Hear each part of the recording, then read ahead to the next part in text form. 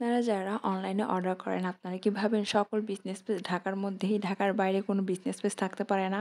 বা যাদের আর্জেন্ট কোনো কিছু দরকার হয়, আপনার জিনিস লাগবে কাল বা পরশু, আপনি ১-২ দিন আগে এসে সেটা অর্ডার দিতে চান।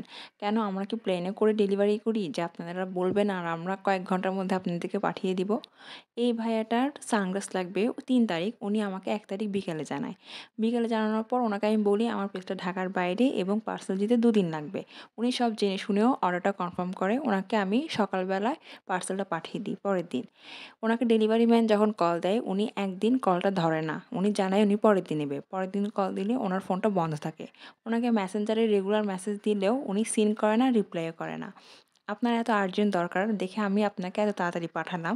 আপনি জানালেনও না কিছু। আপনি যে নিবেন কি নিবেন না সেটাও বললেন না।